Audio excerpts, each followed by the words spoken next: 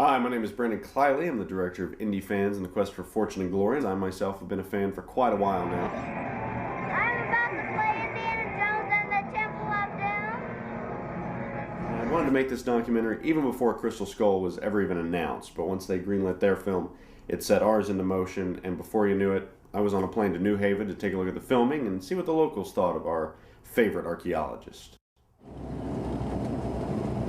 It is my pleasure to welcome you to New Haven for your safety and the safety of others around you. Would you like to remain? Well, we're in New Haven. We just made it, and it's a tiny little place. This is our plane over here. That's what we flew in on. See, New Haven. I threw my tripod over my shoulder and headed to Yale University, or should I say Marshall College. As soon as I set up my camera, the Indyfans were ready. Well, the other day I went with a few friends to go see the taping of Indiana Jones, and it was great. It was really fun. I camped out. I wanted to meet Spielberg. He's my idol. I like The Last Crusade because it's not as creepy as the Temple of Doom. You know, the heart ripping out of the chest thing? Yeah, didn't like that. Indiana Jones. Indiana Jones. Harrison Ford, Steven Spielberg, even George Lucas, I think he was on the first one or something. So, you know what? Indiana Jones, Paramount, you doing your thing. I cannot wait to see this new movie. I cannot wait to see Harrison Ford knock off the hat. You know, he might be, you know what I'm saying, he's not old. Still got the Han Solo thing going on. I got my Indiana Jones figure at home. 1982. I'm a fan. I'm a true fan. Die-hard Indiana Jones fan. There's no surprise to those of us in New Haven that Mr. Spielberg chose this campus as a place to shoot part of the fourth Indiana Jones movie, because we know that the real model for Indiana Jones is Yale's own Hiram Bingham. We know there are many contenders for those who think would be the model for Indiana Jones, but how could it not be Hiram Bingham? Here he was. Dashing person, the exact same attire, married to the heiress of the Tiffany jewelry fortune, comes here to school, then goes on, becomes an archaeologist, and decides that he is going to track down the lost city of the Incas. Well, I graduated last year from Yale University in archaeology, and I remember growing up, there's three things that I really wanted to be when I grew up. You know, there's three possible career paths, and one was paleontologist, because I saw Jurassic Park.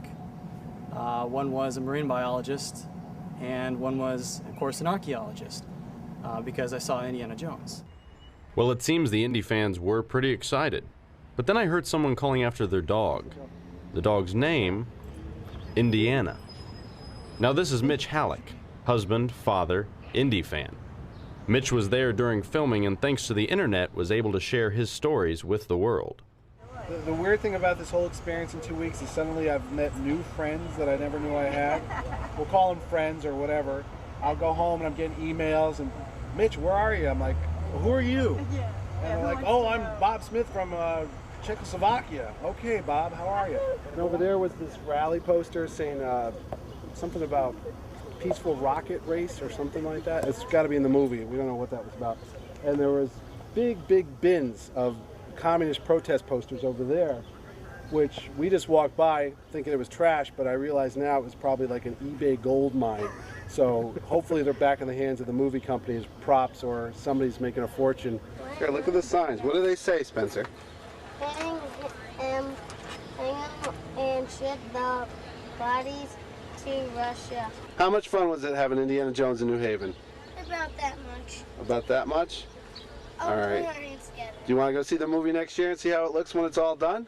Yes. Yeah? Anything else you want to say? Do you know what a commie is? No. Do you know what communism is? No. All right. Excuse me, Mike. Were you in the Indiana Jones movie? I'm not at liberty to disclose that, but I was an extra in old costumes. Really? Say like 1957 costume? Yeah, I was partying like it was 1949. Now, Mike, are you the reason why this movie's going to make $200 billion next year? I hope so. I had fun. My feet were killing me, though. So, like, see these shoes? Yeah. This is what I normally wear. Nice rubber bottoms. Right. Cushiony.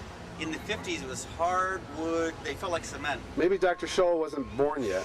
I should have been gelling, but yeah, everybody's complaint was the shoes. Was your underwear from the 50s too, Mike? Shoes. No, I use my own, well, they're Fruit of the Loom, same brand, but I use them more modern. You know, oh, really? I need vented. What about... We're standing in old campus at Yale, which was transformed into a mysterious other college for the Indiana Jones 4. Is it a sequel, I guess? The fourth installment. I actually became an extra almost accidentally. I had some friends email me the link and say, hey, you should go try out for this.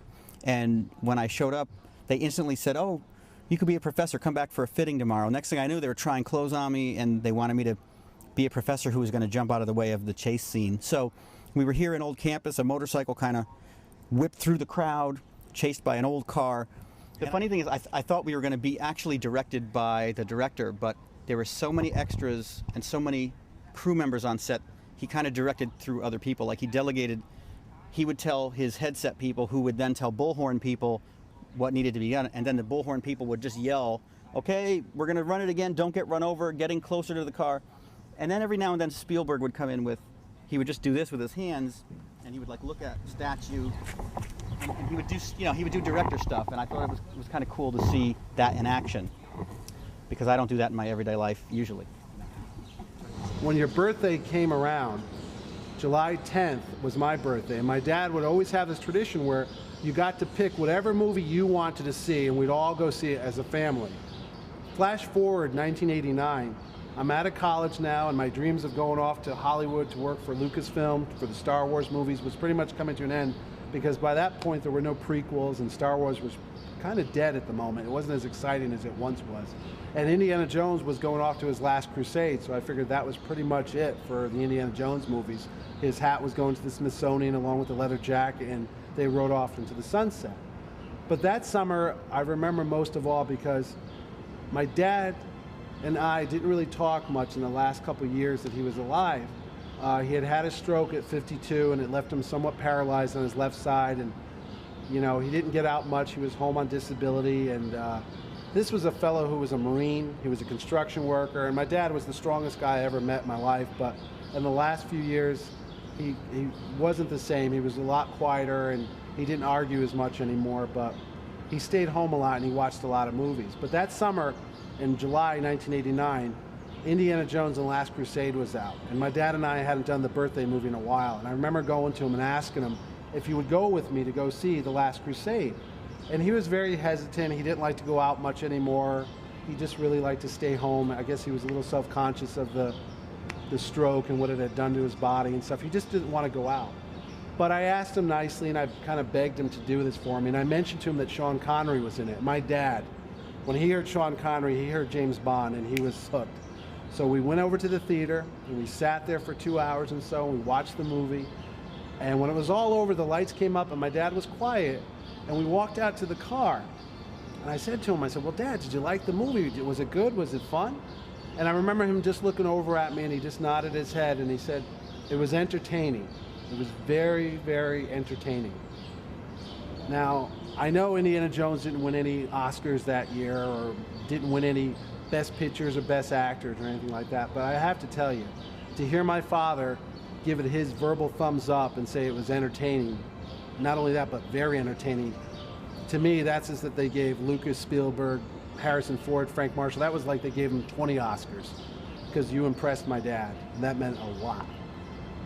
December 1996, my dad passed away shortly before Christmas, so whenever I see Indiana Jones on TV, I always remember that was the last movie we would go see together, The Last Crusade. And I remember before he died calling up one night saying, oh, put on channel whatever. I'm like, why is that, Dad?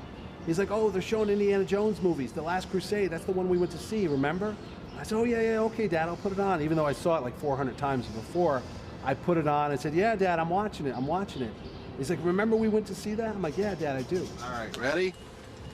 That's as close as we're going to come to Hollywood today in New Haven, Connecticut, but it's been fun having, dream of a lifetime, having our favorite movie series come right here to our hometown. So, how many fans could say something like that? So thanks to everybody that came out here, George Lucas, Steven Spielberg, Harrison Ford, and the whole crew. Everybody in New Haven, thanks you for putting us on the map, even though we think we already were there, but we can't wait to see you next May in the movies. Thanks a lot. Surely for a generation, this is the biggie. And, I am still pinching myself, just almost like a kid in a way, like when we were recording this music, re-recording the Raiders theme. hearing Marion's theme, the new themes he's composed for Arena and things like that, I just could barely even play. I was like so excited, as a child would be.